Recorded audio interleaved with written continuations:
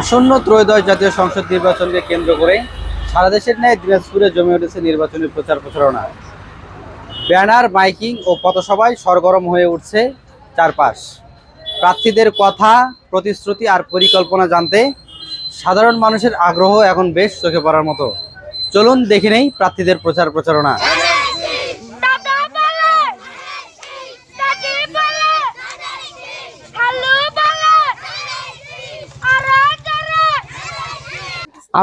আপনাদেরকে family card দেওয়া হবে, মানে আপনি পরিবারের জন্য 2 থেকে 2,500 টাকা করে পাবেন।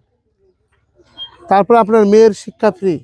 তারপরে সার, ডিজেল, পানি, বিদ্যুৎ এগুলোর মূল্য কমানো হবে শতকরা 40%। এবং আপনাদের হলো স্বল্প মূল্যে ওষুধ দেওয়া হবে, স্বাস্থ্য কার্ড দেওয়া হবে। তো এগুলো তো যদি আপনারা ধানের শেষে ভোট না দেন তাহলে কি এগুলো করা সম্ভব হবে? কোনো ব্যক্তি করতে পারবে? আম, জাম, লিচু, ডাব মার্কা এগুলো করতে পারবে? সম্ভব?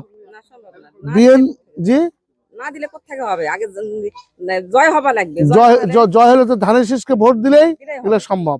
কিন্তু অন্য কোনো মার্কা এগুলো করতে পারবে? পারবে না। কারণ এটা হলো সরকার পরিবর্তনের। আবার বুঝতে পারছেন তো? এই জন্য ভোট দিবেন তো ধানের শীষে? ওয়াদা করলেন তো? ঠিক আছে, তারেক রহমান এবং ধানের শীষ মার্কায় ভোট দেওয়া মানে কাকে ভোট দেওয়া? তারেক রহমানকে দেওয়া। ধানের শীষ মার্কায় ভোট দেওয়া মানে কাকে ভোট দেওয়া? খালেদা জিয়াকে দেওয়া। খালেদা জিয়াকে ভোট দেওয়া। ধানের শীষকে ভোট দেওয়া মানে কাকে ভোট দেওয়া? শহীদ জিয়া রহমানকে দেওয়া। আর 23 তারিখের কামরুজনকে যে ভোটটা দিবেন, এই ভোটটা পরিষদে যাবে। এই ভোটটা দেবে তারেক রহমানের কাছে। অতএব আপনারা সবাই মনে রাখবেন, যদি 23 তারিখের কামরুজ্জামান আগামী দিনে এমপি হতে পারে এবং আমাদের দলের চেয়ারম্যান তারেক রহমানের সঙ্গে তার খুবই ঘনিষ্ঠ সম্পর্ক, বড় ভাই ছোট ভাই সম্পর্ক, যে সরকার নিরাপত্তা দিতে পারবে এমন সরকার চাই আমরা। আগামীতে যদি 11 দলীয় জোট রাষ্ট্র সরকার গঠন করে তাহলে আপনারা নিরাপত্তার সাথে জীবন যাপন করতে পারবেন। কি হিন্দু, মুসলিম, বৌদ্ধ, খ্রিস্টান সবাই নিরাপত্তা পাবেন। আমার সম্মানিত মায়েরা, বোনেরা এবং আমার ভাইরা, আপনারা জানেন যে আগামী 12 তারিখ একটা ঐতিহাসিক নির্বাচন আছে। এই নির্বাচন শুধুমাত্র একটা নির্বাচন না, এইটা আপনার, আমার এবং আপনার সন্তানদের ভবিষ্যতের ভাগ্য নির্ধারণের নির্বাচন। এই নির্বাচন বাংলাদেশের স্বাধীনতা, সার্বভৌমত্বের প্রশ্নে নির্বাচন। এই নির্বাচন ন্যায় এবং ইনসাফের সাথে দুর্নীতিবাদ, চাঁদাবাজদের নির্বাচন।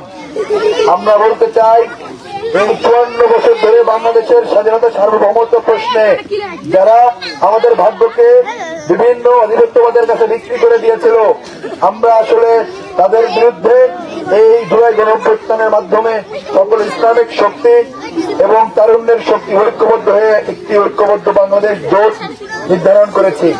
সেই জোটের পক্ষ থেকে আমাকে এইখানে প্রার্থিতা ঘোষণা করা হয়েছে। আমি ব্যক্তিগতভাবে একজন চিকিৎসক, ঢাকা মেডিকেল কলেজ নিউরোসার্জারি বিভাগে কাজ করি। বিসমিল্লাহির রহমানির রহিম। প্রিয় পাউতুর ও ফুলবাড়িবাসী, আগামী 12ই ফেব্রুয়ারি ত্রয়োদশ জাতীয় সংসদ নির্বাচন। এই নির্বাচনে আমি একজন প্রতিদ্বন্দ্বী প্রার্থী, স্বতন্ত্র প্রার্থী হিসেবে প্রতিদ্বন্দ্বিতা করছি। আমার মার্কা তালা। আপনাদের কাছে, সবার কাছে আমার অনুরোধ, আমার পার্বত্য ফুলবাড়ির সর্বস্তরের মানুষের কাছে দল মত নির্বিশেষে, জাতি, ধর্ম, বর্ণ নির্বিশেষে তালা প্রতীকে ভোট দিয়ে তালা প্রতীকে বিজয়ী করবেন, এই আশাবাদ ব্যক্ত করছি।